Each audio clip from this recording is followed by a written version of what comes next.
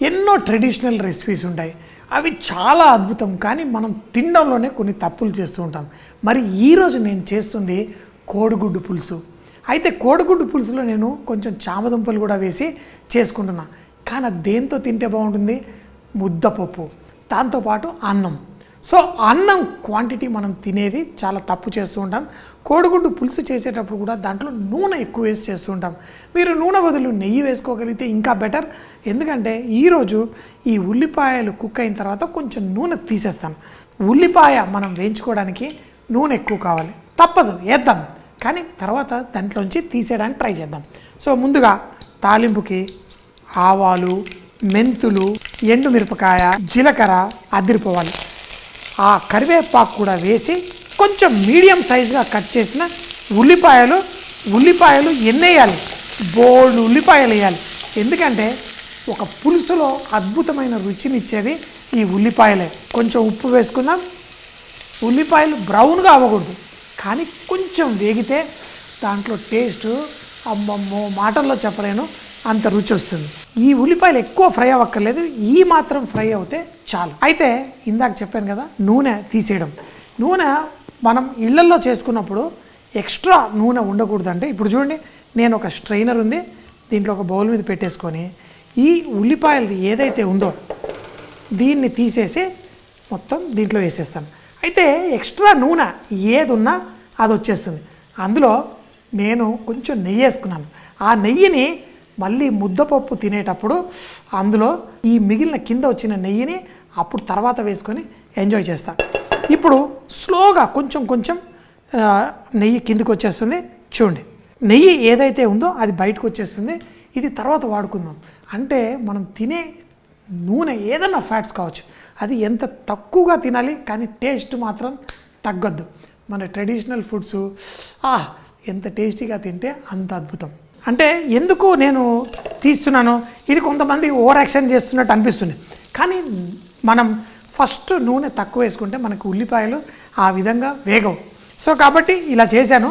కావాలంటే non stick ప్యాన్లో స్లోగా కూడా కుక్ చేసుకోవచ్చు. ఇందులో పసుపు, అల్లం వెల్లుల్లి ముద్ద, పచ్చిమిరపకాయలు, కారం. ఈ కోడిగుడ్డు పులుసులో తగినంత కారం ఉండాలి. తర్వాత బెల్లం కూడా వేసుకుందాం. ధనియాల పొడి, ఇవన్నీ వేసి స్లోగా ఇలా వేయించుకుంటూ పులుసు తయారు చేయడానికి చింతపండు పులుసు రెడీగా ఉంది. ఇందులో వేయండి. అలాగే కొంచెం నీళ్లు కావాలంటే కొంచెం నీళ్లు కూడా పోసుకోండి. పర్ఫెక్ట్.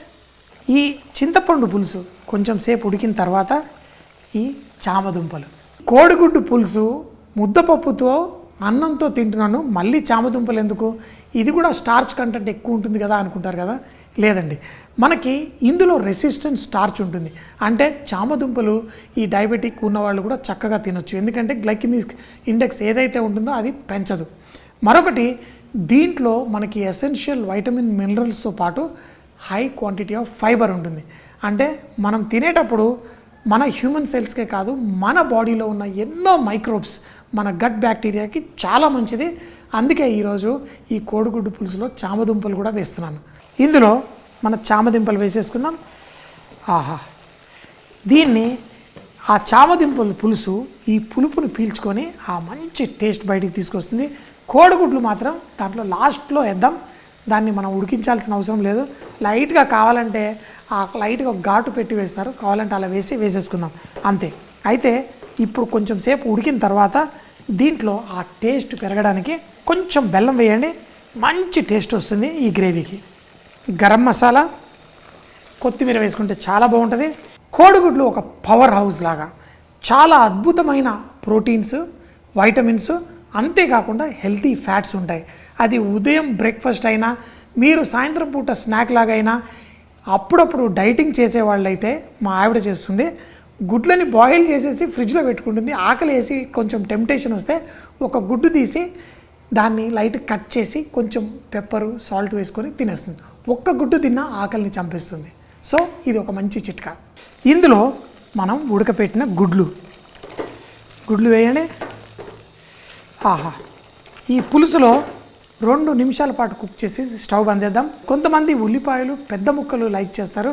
ఇందులో కొంచెం గ్రేవీలా అయిపోయింది, అయినా టేస్ట్ మాత్రం సూపర్గా ఉంటుంది. మన ముద్దపప్పు కూడా రెడీ. ఉప్పు వేసి దాన్ని మంచిగా చేసుకున్నాను. అయితే మనకి ఆ ఉల్లిపాయలు ఫ్రై చేసినప్పుడు వచ్చిన ఆ నెయ్యి తీసుకొని ఆహా ఇలా వేసుకొని ఇది అన్నంలో వేసి కలుపుకుంటే సూపర్ మజా ఉంటుంది. కోడిగుడ్లు, చామదుంపలు కూడా తినండి. ఒట్టి కోడిగుడ్లే కాదు, చామదుంపలు కూడా చాలా మంచిది. ఇది మన సాంప్రదాయపు వంట, చాలా అద్భుతం. అన్నం కొంచెం తగ్గించండి. అయితే ఈ ముద్దపప్పులో ఇందులో కుక్ చేసిన ఆ నెయ్యి కూడా వేసుకున్నాను. ఆ ముద్దపప్పు అన్నం వేసుకొని తింటే ఇంకేంటి. ఒకవేళ పులుసు లేకపోతే ఆవకాయ కూడా వేసుకొని దంచేస్తాం చూడండి మనం.